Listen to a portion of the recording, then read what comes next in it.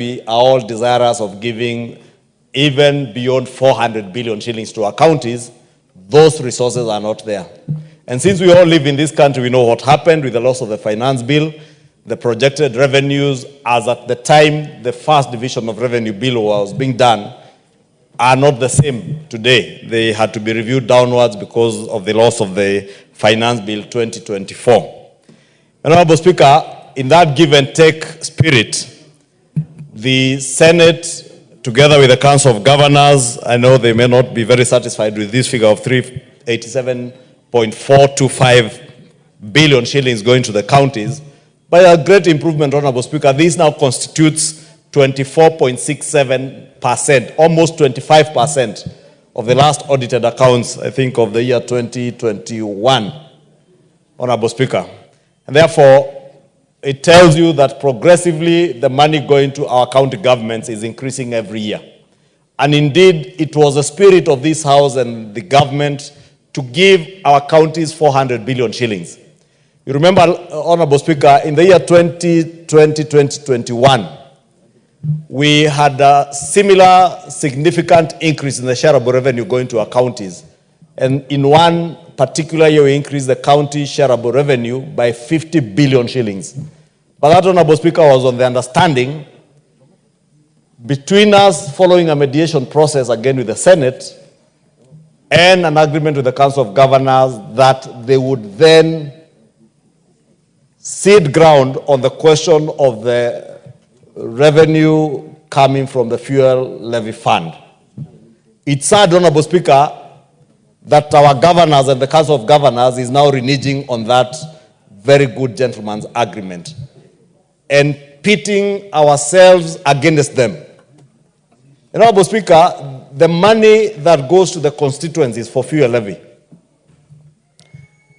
at the time we increased by over 50 billion shillings the shareable revenue, was on the understanding that most of that money would be going towards rehabilitation and maintenance of roads at the county level.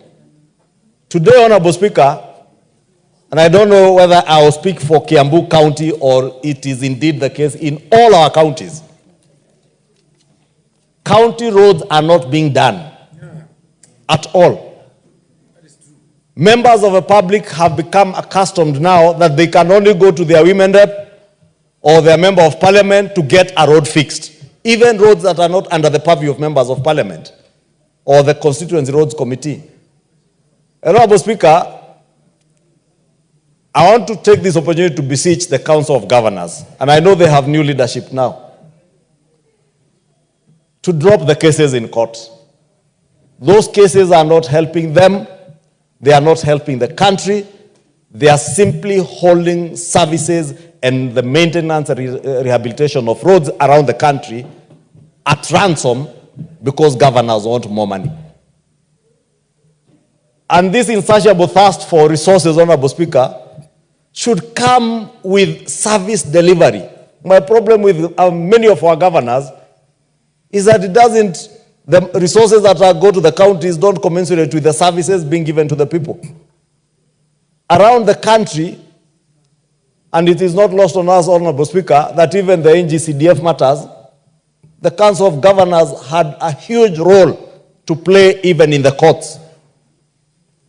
And we know who are the sponsors of the people who are in court on the NGCDF matter. You can see the nexus between even the advocates that represent the parties in court on the NGCDF matter and those that represent the Council of Governors in other matters. This is not how to expend public resources. Institutions of the same government, same country, taking each other to court. And I really want to plead with governors.